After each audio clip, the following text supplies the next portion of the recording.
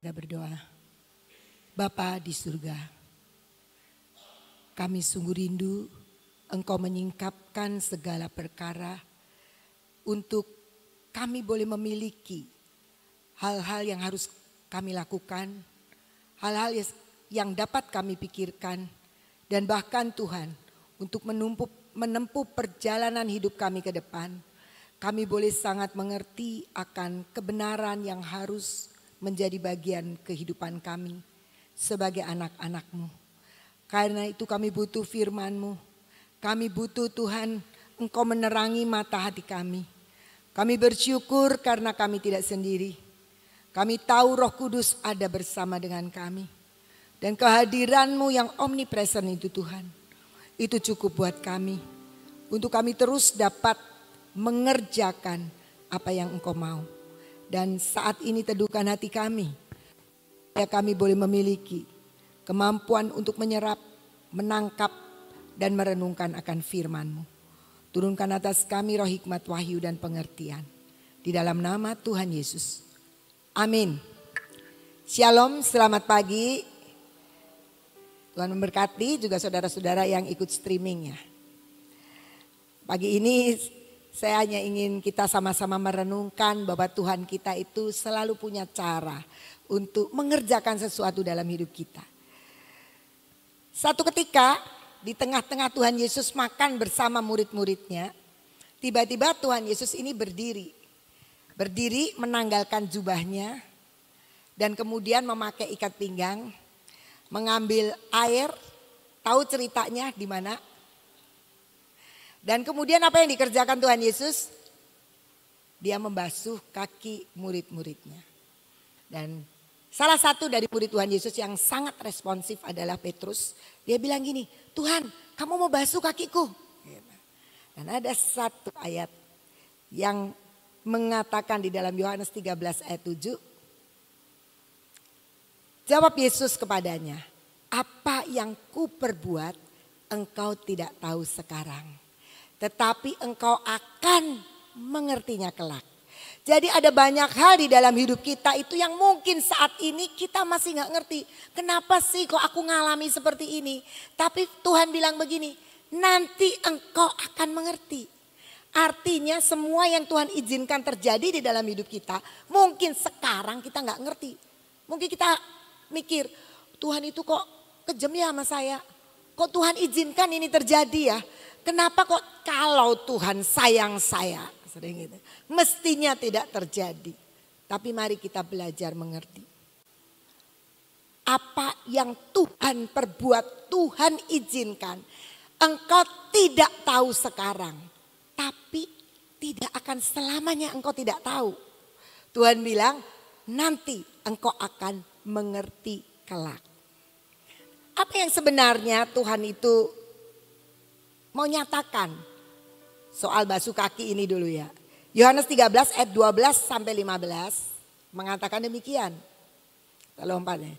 Sesudah Yesus membasuh kaki mereka, ia mengenakan pakaiannya dan kembali ke tempatnya.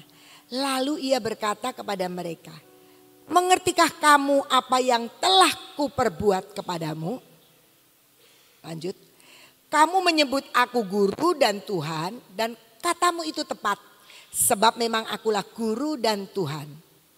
Jadi jikalau aku membasuh kakimu, aku yang adalah Tuhan dan gurumu, maka kamu pun wajib saling membasuh kakimu. Lanjut sampai ayat 15. Sebab aku telah memberikan suatu teladan kepada kamu, supaya kamu juga berbuat sama seperti yang telah kuperbuat kepadamu. Jadi Tuhan Yesus menyampaikan gini, sekarang udah selesai nih saya basuh. Kamu ngerti gak sampai sekarang ini kamu ngerti gak kenapa aku basuh. Sedangkan kata Tuhan Yesus, aku ini yang kamu panggil sebagai guru dan Tuhan. Membasuh kakimu. Dan dikatakan ini teladan supaya kamu juga berbuat yang sama seperti yang aku lakukan. Nah, tentu punya latar belakang juga. Dan latar belakangnya kita bisa lihat Lukas 9 ayat 46. Satu hari dikatakan di sini, maka timbullah pertengkaran di antara murid-murid Yesus tentang siapakah yang terbesar di antara mereka. Rupanya di antara murid-murid Yesus itu mau saling menonjol. Mereka ada persaingan. Aduh, siapa sih yang paling besar di antara kita? Siapa sih yang sebenarnya paling bermanfaat? Siapa sih yang paling pinter? Kira-kira begitu. Dan pertengkaran itulah yang Tuhan Yesus gak kehendaki. Dan dia kepengen satu dengan yang lain bukan bersaing untuk menjadi yang paling besar. Saya harus lebih, saya harus paling. Tapi Tuhan mengatakan kamu itu harus saling mencuci kakimu. Kamu harus saling merendahkan diri. Kamu harus meneladani, ini loh gurumu. Kalau guru itu mau membasuh kaki-kakimu, engkau juga mau. Dan artinya apa? Artinya saling melayani. Di sekolah pasca yang lalu itu ada retret di SMP. Di dalam retret itu guru-gurunya semua duduk. Maaf, bukan guru. Di bawah duduknya. Dan murid-murid mulai maju dan dibasuh. Murid-muridnya pada nangis. Lu kok gurunya ngelayani saya? Tapi itu adalah teladan. Setelah selesai itu, mari murid-muridnya saling membasuh satu dengan yang lain. Datengin yang paling kamu benci, yang kamu punya ganjelan, yang kamu paling gak suka. Termasuk gurunya gitu ya. Dan mereka pada saling tangis-tangisan, saling melayani. Terjadilah rekonsiliasi malam itu. Sebenarnya kita bisa tahu bahwa ternyata setiap Tuhan ingin mengajarkan sesuatu dalam hidup kita. Dia punya cara untuk menjadi teladan buat kita. Untuk saling merendahkan diri. Karena tahu di antara murid-muridnya ini bertengkar, pengen satu dengan yang lain mau lebih menonjol, lebih berjasa, lebih dianggap yang paling besar. Dan karena itu Tuhan mengajarkan untuk membasuh kaki murid-muridnya. Nah, kita juga sering ngalami hal-hal yang bukan seperti ini pastinya. Berbeda. Tapi kita sendiri suka nggak tahu. Ketika Petrus tidak tahu dan bilang, Tuhan masa kamu mau basuh kakiku? Tuhan bilang, memang kamu sekarang ini nggak ngerti. Tapi nanti kamu ngerti. Goalnya Tuhan adalah supaya kamu merendahkan diri. Supaya kamu saling menghargai. Supaya kamu saling melayani. Nah, hidup kita banyak hal yang kita juga tidak ngerti. Sekarang kenapa ya terjadi seperti ini? Tapi Tuhan itu tahu caranya untuk membuat kita pada waktunya kita akan menangkap itu sebagai modal pembentukan hidup kita. Ketika murid-muridnya diajar untuk membasuh, sekian lama kemudian setelah Tuhan Yesus mati dan naik ke surga, mereka semua adalah orang-orang yang melayani. Mereka semua adalah orang-orang yang bisa mengerjakan perkara-perkara yang Tuhan perintahkan. Yaitu karena mereka semua adalah orang-orang yang sudah dibentuk, yang sudah mengalami teladan Kristus di dalam hidupnya. Jadi kalau sekarang ini ada yang terjadi di dalam hidup kita, entah apapun, percayalah walaupun kita belum ngerti, tapi nanti kita akan ngerti. Tapi tentu saja bukan karena sebuah kesalahan kita ya. Kalau kita kesalahan, kenapa ya aku sekarang menderita ya, karena kesalahan sendiri ya. Tapi kalau kita belajar mengikuti Yesus, dia itu mengizinkan semua terjadi. Mungkin ini cerita yang sudah sedikit usang ya, karena saya memang sudah lama ya nggak menyampaikan di sini. Tapi ini cerita tentang malam keakraban SMA yang sudah pernah diceritakan sama Sir Steve. Guru-guru kami ini bukan guru-guru yang tidak ikut-ikutan dengan semua yang terjadi. Ketika mereka mau mengadakan di outdoor, di kaki gunung, resikonya adalah bisa hujan. Mereka itu udah pinter doling sekarang. H-1, wah mereka doling dengan harapan tidak akan hujan. Dan hari itu dari pagi mereka cerita, kami doling pakai tumen, pakai nyemprot, pakai segala macam. Dan cuaca sangat bagus. Sampai malam mereka dekor di halaman begitu, tidak tidak ada hujan. Bintang-bintang, aduh luar biasa. H-1. Di hari H cerah juga. Dan guru kami itu sudah tanya BMKG. Jadi jauh-jauh ini sudah cari di BMKG. Hari ini gimana? Oh, hari itu akan mendung. Jam 1 hujan sedikit. Jam 2:30 selesai hujannya. BMKG. Nah, mereka ya setengah berharap sama Tuhan, setengah percaya BMKG. Jadi mereka pagi ini siapa yang bangun paling pagi? Doling dulu. Jadi semua guru-guru punya tugas doling. Cerah. Jam 12 lebih mulai mendung. Enggak apa-apa, tetap percaya. BMKG bilang cuma sampai 2:30. Gitu.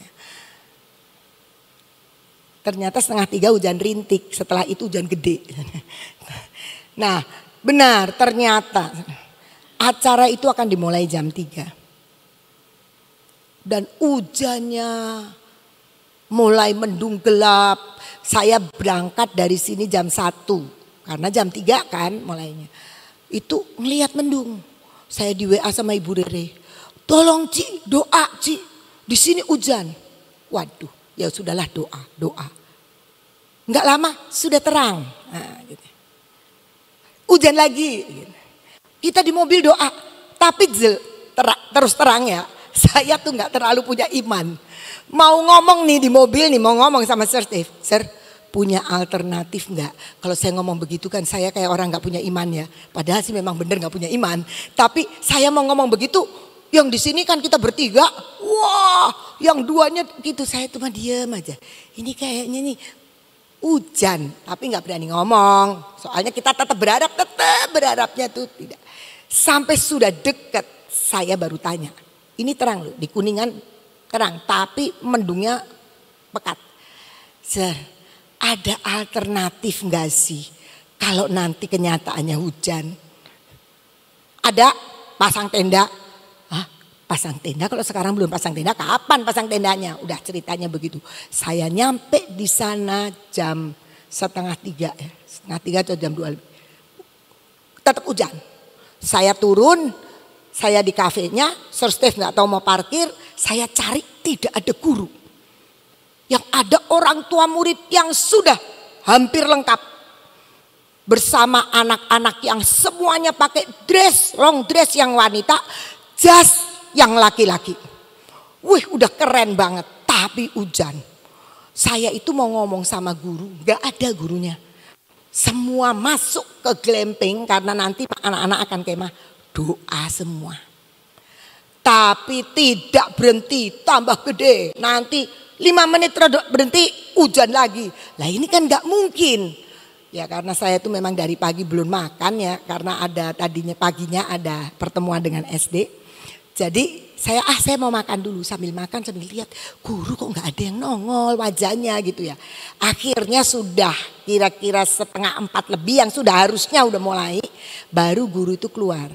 Miss, enaknya foto dulu aja tah. Katanya foto tapi di tempat yang teduh. Boleh. Ya, di tengah foto kira-kira jam 4 saya baru bilang gini.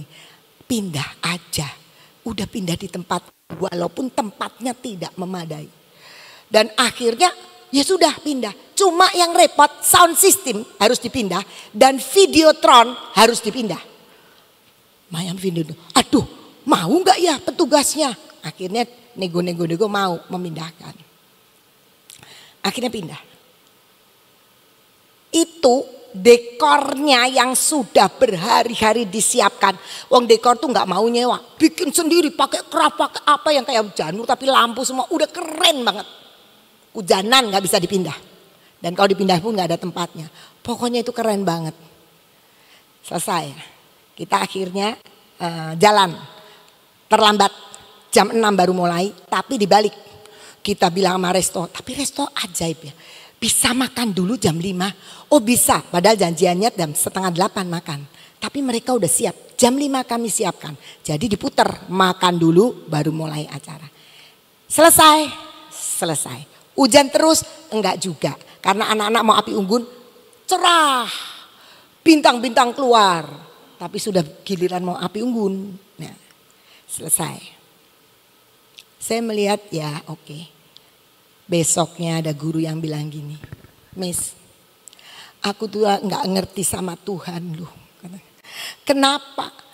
Kita tuh udah doa, kita itu udah doling, kita udah berbuat segala macam. Kok Tuhan nggak denger doa ya? Kok Tuhan itu seperti jauh, kok nggak dikasih ya? Kita udah all out bikin acara malam itu. Saya bilang, ya memang ada banyak hal kita tidak ngerti. Tapi saya yakin satu hari kita akan ngerti. Dan saya sebenarnya mengerti setelah saya merenungkan. Tapi cerita mengertinya nanti aja. Nanti cerita, nanti kehabisan cerita nanti. Kita buka 1 Korintus 2 ayat 7. Dikatakan demikian. Tetapi Paulus bilang yang kami beritakan adalah hikmat Allah yang tersembunyi dan rahasia. Yang sebelum dunia dijadikan telah disediakan Allah bagi kemuliaan kita. Jadi ternyata Tuhan itu menyatakan hikmatnya itu enggak tiba-tiba. Tuhan itu punya hal yang tersembunyi, punya hal yang rahasia yang harus bisa kita tangkap, yang harus bisa kita ngertiin. Karena itu semua dijadikan untuk kita bisa mengalami next level. Kemuliaan. Bukan kemuliaan Tuhan. Kalau Tuhan itu sudah mulia. Tuhan mau kita itu mengalami impartasi kemuliaan Tuhan lewat hikmat Allah yang tersembunyi dan rahasia. Jadi kita kalau hidup sebagai orang Kristen yang seringkali saya kok nggak ngerti ya. Saya ini udah rasanya udah kerja kok hasilnya kayaknya belum seperti yang saya harapkan. Nggak apa-apa. Dengan Tuhan itu ada tersembunyi dan rahasia, itu yang wajib untuk kita tahu. Bagaimana? Kita tadi malam sudah bilang Tuhan itu omnipresent. Artinya untuk semua masalah dia ada bersama kita. Bahkan dia meninggalkan Roh Kudus di dalam diri kita. Nanti Roh Kudus itu yang akan membukakan. Sebelum saya ke sini, saya tadi devotion di TK SD. Saya ketemu sama satu orang tua. Orang tua ini anaknya lulus SD. Tapi belum daftar ke SMP. Saya ketemu dan saya bilang gini, kok kamu saya lihat belum daftar ke SMP ya? Apa yang mau buat daftar, Miss? Duit nggak punya. Oke, kamu ketemu aja mas saya bilang gitu. Terus dia cerita sepanjang jalan tuh sampai saya bilang, sambil jalan saya mau devotion di PW kata saya gitu. Dia menceritakan unek-unek marahnya sama suaminya.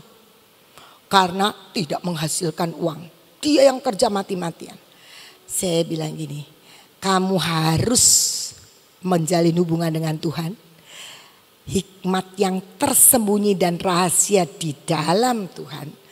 Nanti dibukakan dan kamu akan ngerti. Kalau kamu ngerti, gak perlu kamu marah-marah sama suami.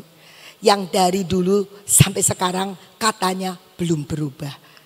Kayak Tuhan Yesus gak berubah. Tapi ini gak berubahnya gak suka cari duit gitu loh. Bukan dia gak cari duit, tapi dia punya pekerjaan itu pekerjaan yang gak nyukupi karena hobi. Kalau hobi itu kadang-kadang itu dituntut gak bisa hidup orang tua dengan hobi anak 4 gitu kan. Jadi harus yang lain gitu. Jadi ini istrinya yang dari kepala sampai kaki. Kenapa? Karena banyak orang Kristen, ini orang Kristen, anak Tuhan. Dia mengandalkan apa yang dia rasa paling nyaman tanpa mengerti bahwa hidup bersama Tuhan itu harus sampai kepada hikmat yang tersembunyi dan rahasia. Dan dia pasti akan jawab. Kenapa dia pasti jawab? Karena omnipresent. Ada Roh Kudus yang akan menjelaskan semua. Dikatakan di dalam Yohanes 14 ayat 26 demikian. Tadi malam kita tahu Roh Kudus sudah dicurahkan. Yohanes 14 ayat 26. Tetapi penghibur yaitu Roh Kudus yang akan diutus oleh Bapa dalam nama Tuhan Yesus. Dialah yang akan apa? Mengajarkan segala sesuatu. Jadi kalau kita sekarang ini lagi pepet gitu ya. Dia akan ngajari kita bagaimana keluar dari rasa pepetnya. Rasa tertindihnya. Dan dikatakan dan Roh Kudus itu akan mengingatkan kamu akan semua yang Tuhan sudah sampaikan. Makanya semua orang Kristen kenapa mesti baca Alkitab? Harus baca Alkitab, wajib mesti. Karena lewat firman Tuhan itu walaupun kalau baca diulang-ulang itu banyak lupanya ya. Tapi ada Roh Kudus yang omnipresent itu yang akan mengingatkan segala sesuatu yang Tuhan pernah ngomong.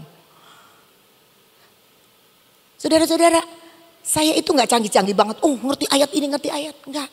Ketika kita berdoa menyiapkan, Roh Kudus itu akan mengingatkan. Ada tertulis, ada yang pernah saya baca.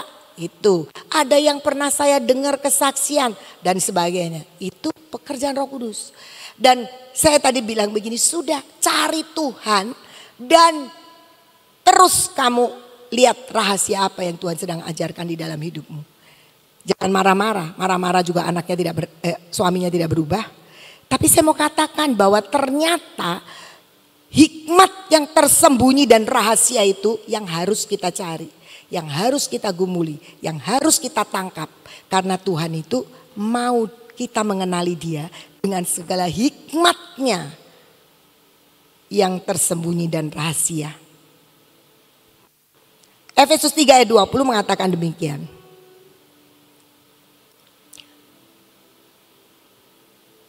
Efesus 3 ayat 20 kita baca bagian B ya, dengan kuasanya. Ya udah dari semua boleh. Bagi Dialah yang dapat melakukan jauh lebih banyak daripada yang kita doakan atau pikirkan, seperti yang ternyata dari kuasa yang bekerja di dalam kita.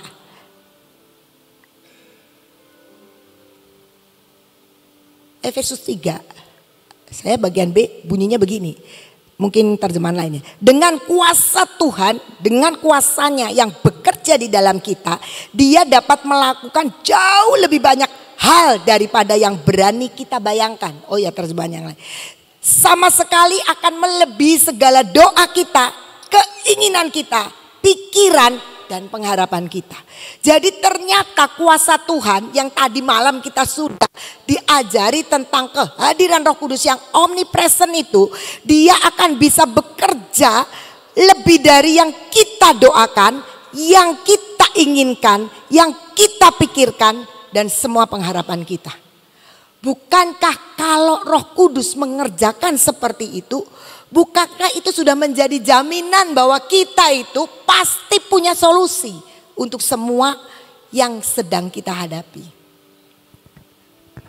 Tapi yang sering kali adalah karena kita ingin nerima semua itu dengan mungkin terjemahan firman versi mudah dibaca.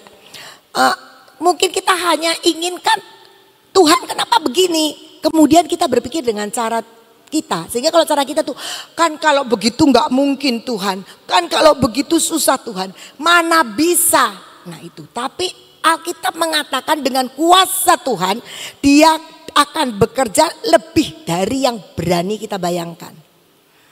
Kita tuh udah bayangin tuh nekat sekali bayangan. Tapi kita tidak mengalami itu.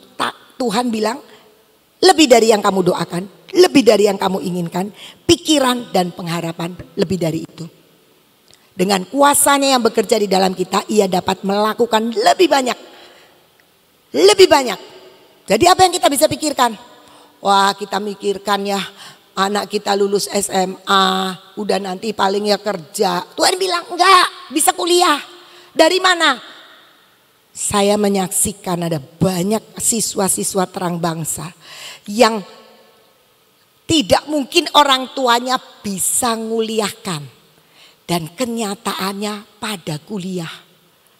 Yang dapat beasiswa 100%, dapat beasiswa 80%. Ada yang tiba-tiba bisa, pokoknya macam-macam pengalamannya. Bahkan ada satu anak. Anak satu ini sebenarnya dia nilainya enggak bagus-bagus banget. Tapi baru bertobat setelah kelas 12. Ngejar nilainya kelas 12 udah diomong dari kelas 10, dari kelas 10. Nah akhirnya dia nggak bisa dengan nilainya, syarat nilai nggak bisa dapat 100%. Tapi kami bilang kamu niat ya, kenapa bertobatnya telat? Katanya gitu. Iya tolongin. Nah dia datang ke Sir Steve. Tidak diterima. Tidak diterima. Ini Sir Steve ini kan muka badak ya. Datang terus ke Maranatanya. Tolongin, kasih kesempatan. Ya ini tuh ya, mau masuk apa ya? Mau masuk apa tuh? Pokoknya masuk yang jurusannya dia tuh nilainya nggak gitu bagus. Coba kasih kesempatan. Akhirnya kasih kesempatan. Ya udah dites, katanya dites. Akhirnya dites. Dites nggak masuk juga. Aduh, kamu tuh gimana sih dites kok nggak masuk? Minta lagi, tes ulang. Dites ulang lagi. Pokoknya terus kamu bagiannya doa. Bagiannya kamu doa. Wah dia doa. Tiap hari nongol. Saya sampai rada bosen mukanya ya. Aduh tolong ya Sir. Tolong. Saya sudah doa nih. Saya sudah doa. Gitu. Hari ini dia dapat beasiswa. Sekolah di situ. Luar biasa ya. Saya kemarin dikasih kue. Kenapa kamu bagi-bagi kue? Sukacita. Guru-guru dibagi. Satu loyang. Saya mau katakan. Tuhan itu bisa lakukan lebih dari yang kita pikirkan. Dia orang tuanya tidak membiayai. Yang biayain itu tantenya. Tantenya udah bilang gini. Aku gak mau keluar banyak-banyak. Makanya kamu harus berjuang. Salah satunya Yohanes. Dia juga dapat beasiswa nih. Mau jurusan Mandarin. Yang Chinese Mandarin gak bisa kan nanti dia Mandarin. Dapat beasiswa.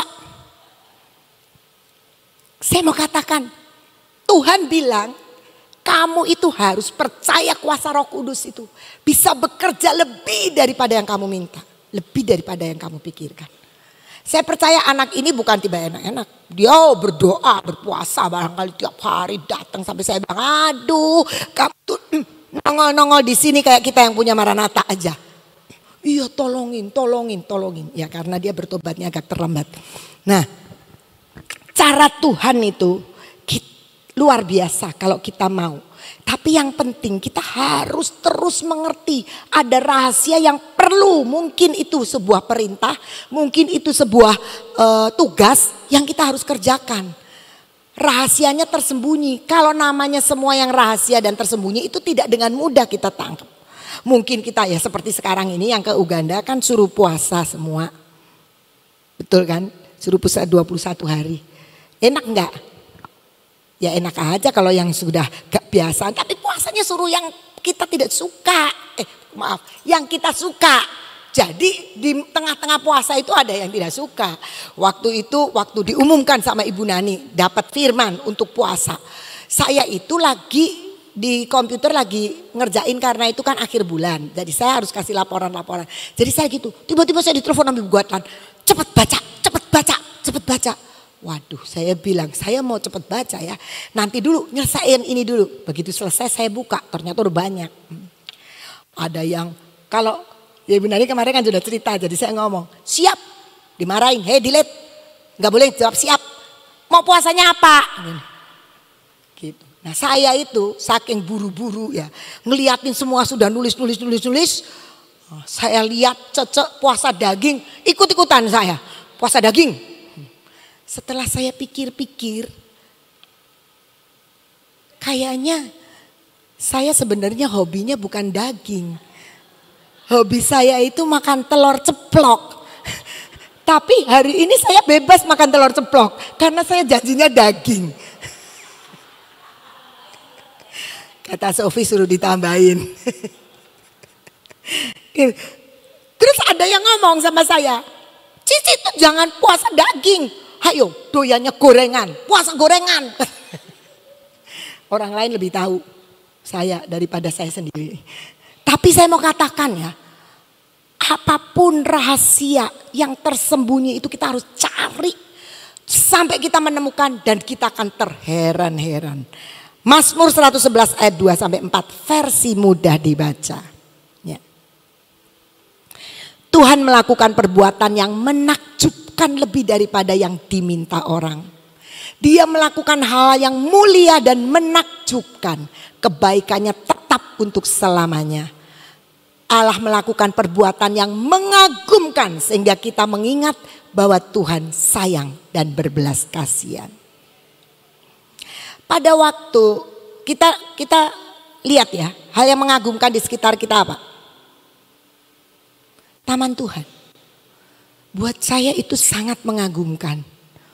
Betapa kita dapat hal yang luar biasa. Orang luar kota, orang luar negeri datang ke sini. Kita yang tetanggaan, siapa yang suka nggak datang di situ.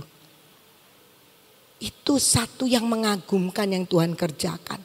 Ajaib, madu keluar sendiri, minyak keluar sendiri. Maksudnya keluar sendiri itu karena Tuhan yang mengeluarkan.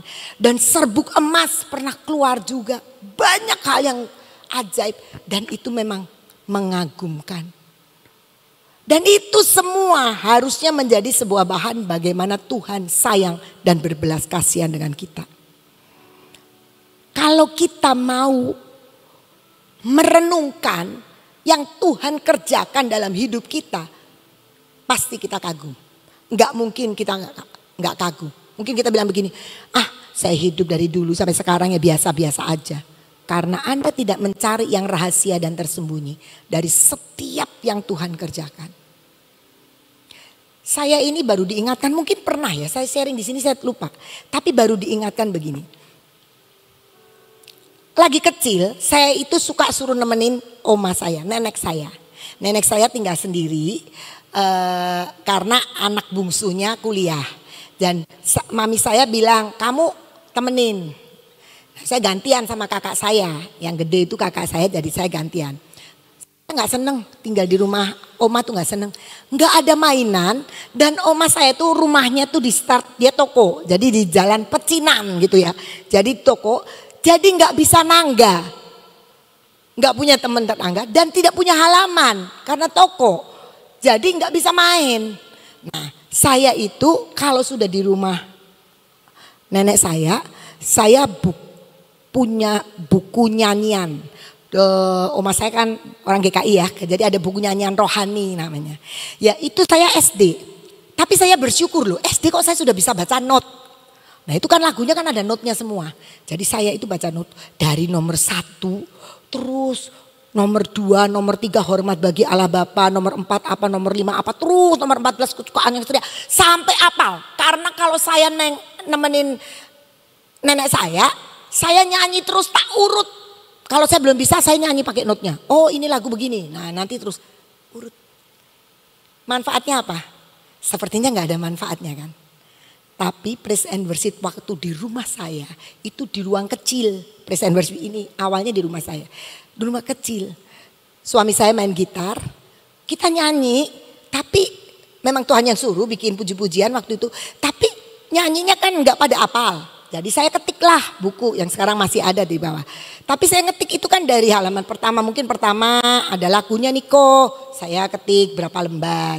Lama-lama saya hafal. Yang suka ikut praise and worship di rumah saya pasti tahu. Kalau suami saya itu kalau nyanyi kan ya gak pakai persiapan kan. Tiba-tiba nongol lagu ini, nongol ini. Saya langsung bisa. Nomor 32, nomor 900, nomor 1331. Apal. Hebat, enggak. Jangan saya yang bikinnya kan dari tahun ke tahun jadi lama-lama kan apal. Kalau saya lupa, saya ingat letaknya. Lis pernah pinjam, Ci tak bantuin ya, aku mau ikut ngapalin. Sampai dunia kiamat dia nggak apal-apal.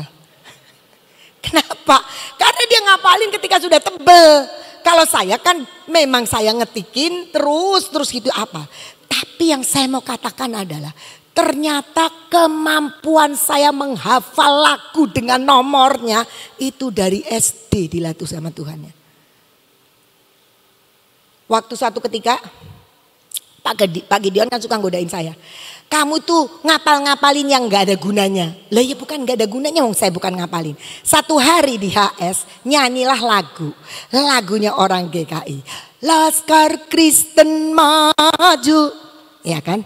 Tiba-tiba Pak Gideon bilang, nomor berapa?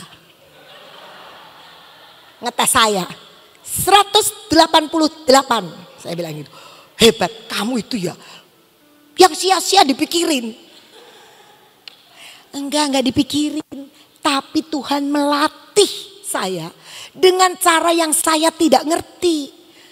Sehingga otak saya itu tertancap nomor-nomor karena tiap hari nyanyiin terus lagunya itu. Nah, saya mau katakan menakjubkan dan mengagumkan. Tuhan itu mau berperkara dengan hidup kita. Kalau kita mau merenungkan, semua itu menjadi sebuah rahasia dan yang tersembunyi kalau kita nggak mau merenungkan. Saya juga sadar ini baru beberapa minggu yang lalu. Iya ya, saya dari dulu tuh begitu ya, bisa ngapalin lagu-lagu. Itu yang mengagumkan. Jadi kalau kita mau mengenali cara Tuhan, kita tahu cara Tuhan mengerjakan dalam hidup kita. Pasti juga dalam hidup saudara, itu yang mengagumkan. Itu cuma salah satu contoh. Yang kedua kita lihat 2 Korintus 2 ayat 14. Tetapi syukur bagi Allah yang dalam Kristus selalu membawa kami di jalan kemenangannya. Dengan perantaraan kami ia menyebarkan keharuman pengenalan akan dia di mana-mana. Jadi kita tahu Tuhan itu punya cara untuk mengerjakan dalam hidup kita. Ujungnya untuk kemenangan Tuhan dalam hidup kita. Jadi Tuhan itu sekalipun mungkin sekarang kita dalam kesesakan. Tapi ingat pasti itu ujungnya kemenangan. Nah sekarang saya mau cerita tentang tadi graduationnya anak-anak. Beberapa hari sebelumnya kepala sekolah datang ke saya. Dia bilang begini, Miss, nanti kan Miss kan nyampaikan kata sambutan. Ya betul. Tolong ya titip pesan sponsor. Apa? Ini anak-anak MIPA itu laki sama perempuan musuhan. Loh kenapa kok musuhan? Saya pusing sama kelas ini nih, pusing. Nggak mau nih. Kalau mereka mau perpisahan ngajakin gurunya makan, pisah. Laki sendiri, cewek sendiri. Kenapa kata saya? Karena mereka itu salah satu cewek pernah berpacaran dengan salah satu cowok di kelas itu. Terus putus. Jadi yang cowok bantuin yang cowok. Yang cewek jadi kubunya yang cewek. Jadi musuhan mereka. Padahal dari 2 orang bikin jadi musuhan. Gak tahu anak remaja itu begitu ya, kayak gitu aja dipikirin ya. Tapi buat mereka itu pikiran berat. Jadi tolong nanti disentil. Sebelum mereka lepas, sebelum mereka perpisahan, mereka itu harus rukun. Lah saya bilang kata sambutannya ngomong apa? Kan saya tidak tahu masalah. Ya sudahlah terserah Miss digodok seperti apa. Tuhan itu tidak perlu godok. Ketika akhirnya hujan dan semua harus pindah dan kursi-kursi harus kursi kafe, bukan kursi yang di lapangan karena itu basah, harus digotongin ke tempat itu. Videotron harus diangkat, sound system harus dipindah dan anak-anak tidak bisa lagi duduk di kursi manis tapi lesehan kecuali yang cewek. Mereka tanpa lihat musuhan. Wah, kompak sekali. Ya kamu di sini gotong kursi, gotong ini. Lupa bahwa mereka tuh musuhan. Akhirnya acara itu indah sekali. Saya bilang sama Miss-nya, siapa berani bikin tema malam keakraban?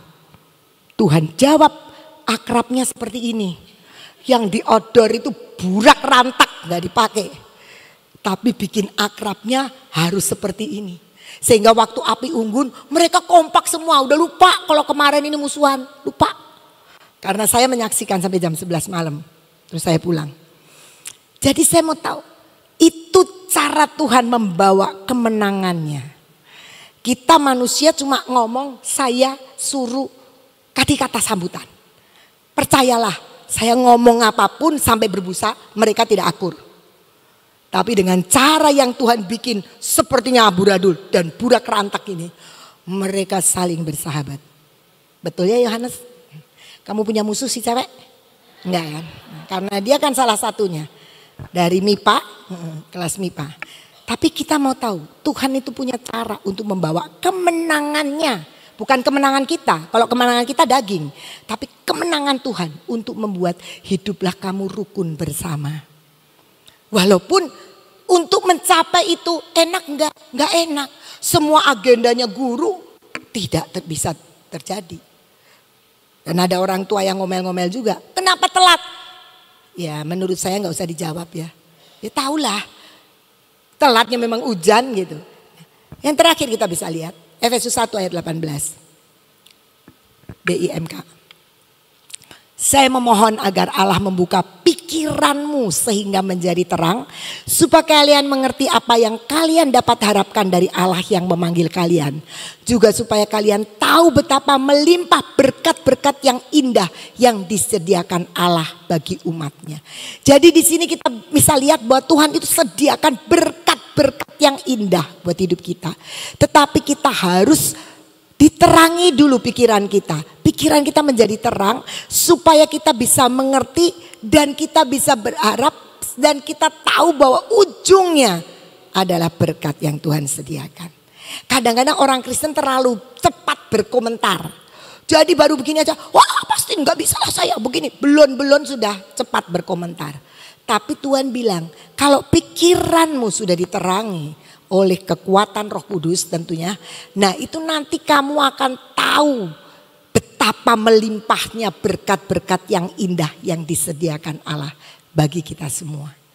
Mari kita belajar untuk menangkap cara Tuhan membentuk hidup kita. Cara Tuhan memberkati kita. Cara Tuhan menuntun jalan kehidupan kita. Walaupun mungkin yang sekarang ini kita lagi direpotkan sama suami, direpotkan sama istri, direpotkan sama anak, direpotkan sama pekerjaan yang seolah-olah kok nggak ada ya yang mendukung saya. Tapi kita tahu memang itu rahasia yang tersembunyi yang harus kita tahu. Bagaimana cara taunya? Kalau Tuhan punya rahasia, kalau kita punya rahasia, kalau saya punya rahasia, kira-kira kalau orang pengen tahu pasti kan datang ke saya. Nah Tuhan punya rahasia, ya datanglah kepada Tuhan. Dia yang tahu semua dan dia akan bukakan pada waktunya. Kenapa dia pasti bukakan? Karena kita tahu bahwa dia adalah Allah yang selalu memberikan kepada kita upah dari semua orang yang mencari. Penutup Ibrani 11 ayat 6 B bagian B. Ibrani 11. Ya. Sebab barang siapa berpaling kepada Allah, dia harus percaya bahwa Allah ada dan bahwa Allah memberi upah kepada orang yang sungguh-sungguh mencari Dia. Kalau kita tidak pernah merasa Tuhan menjawab, jangan-jangan kita enggak sungguh-sungguh mencari Tuhan. Pastikan kita adalah orang yang sungguh-sungguh mencari Tuhan. Maka rahasia yang tersembunyi itu pasti dibukakan. Pasti karena firman yang ngomong. Allah memberi upah kepada orang yang sungguh-sungguh mencari Dia. Tuhan Yesus berkati. Saudara, tema ini gampang diapalin. Tapi susah untuk dimengerti dengan akal kita. Dikatakan Tuhan punya cara, kita ngerti, yaitu udah Tuhan punya cara. Tapi pada saat kita menjalani untuk mengerti akan Tuhan punya cara, itu tidak mudah. Ya. Jadi caranya gimana supaya kita itu bisa ngerti caranya Tuhan? Jangan terlalu dipikirkan, jangan terlalu diprediksi. Dengan segala sesuatu yang saudara dan saya alami. Nikmati aja. Oh Tuhan sedang ngerjakan ini. Kok aneh ya? Ya sudah jalani aja. Oh Tuhan kok ternyata kok seperti ini ya. Sudah saya planning kan ternyata kok gak pas ya. Jalani aja. Itu adalah suatu rahasia supaya kita tidak memberontak. Sebab kalau kita itu sudah tahu bahwa Tuhan punya cara tidak pas dengan caranya kita, itu kita bisa berontak. Bagaimana cara kita tidak berontak? Ya sudah, oh ini yang terbaik. Sekalipun aku tahu ini tidak baik. Tapi aku tahu ini yang terbaik buat Tuhan. Sudah jalani aja. Hidup dengan berjalan dengan Tuhan hari demi hari. Itu akan membuat saudara bisa bersuka cita. Itu membuat saudara itu tidak ada pemberontakan. Hidup mengucap syukur. Ya. Maka percayalah hidup saudara sudah ditentukan oleh Tuhan. Amin. Kita berdoa saudara. Terima kasih ya Bapak. Engkau sudah menentukan langkah-langkah orang yang hidupnya berkenan kepadamu. Kami percaya Tuhan, apa yang kau tentukan dalam hidup kami itulah yang terbaik, sekalipun tidak pas dengan hidup kami. Karena engkau sudah menetapkan langkah-langkah kami. Terima kasih untuk penetapan.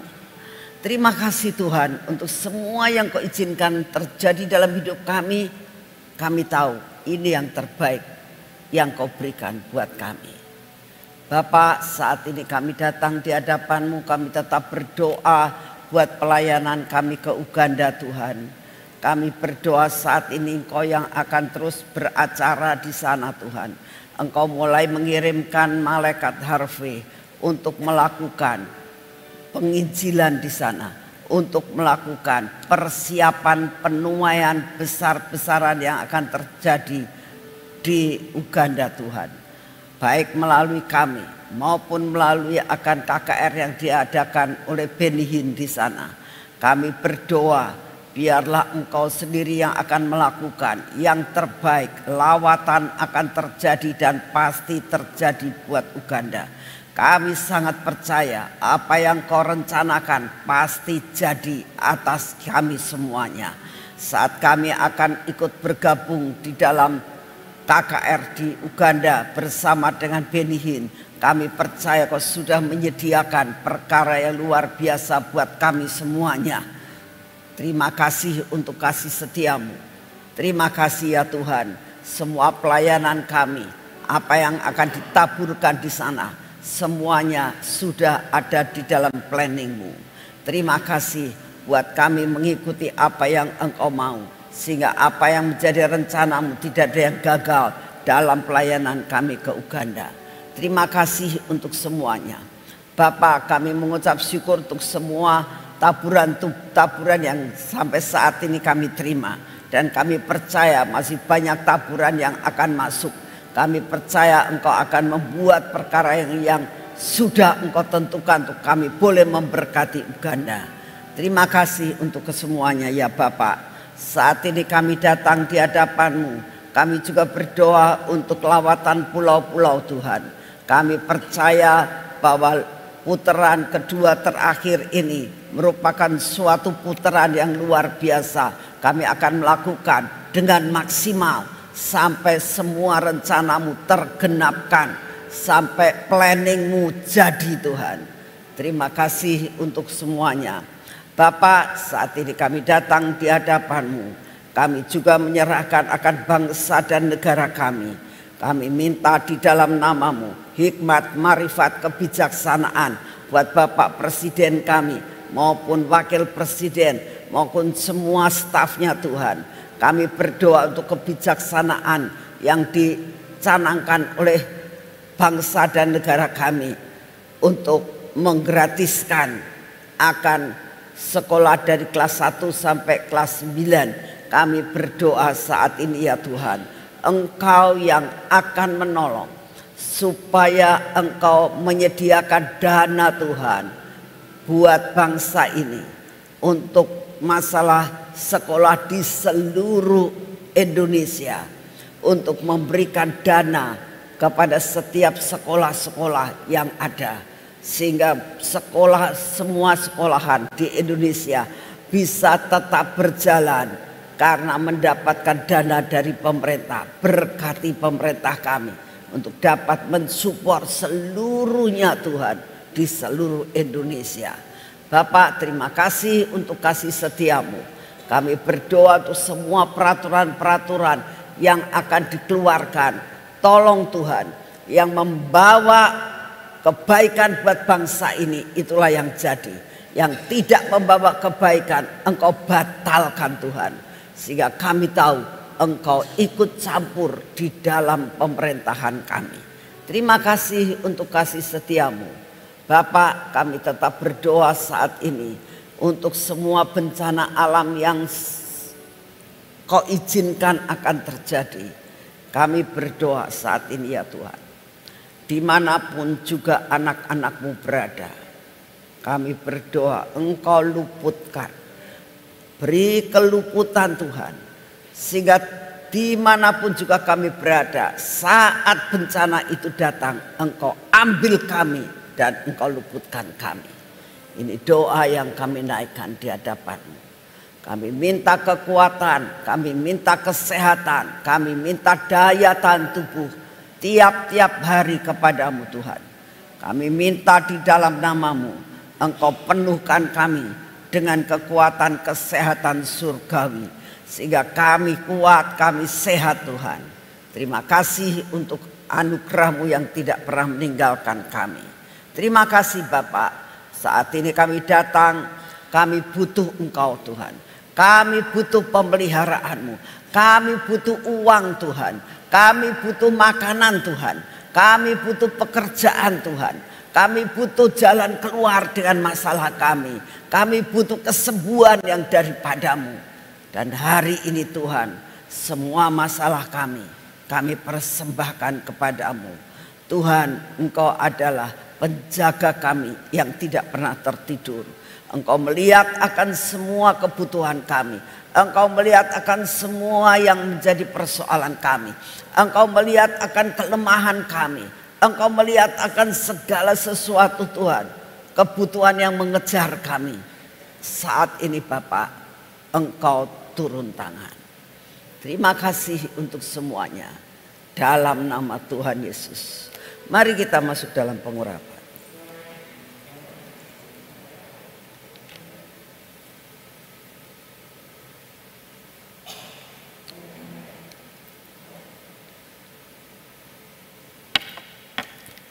Bapak, ini minyak supranatural.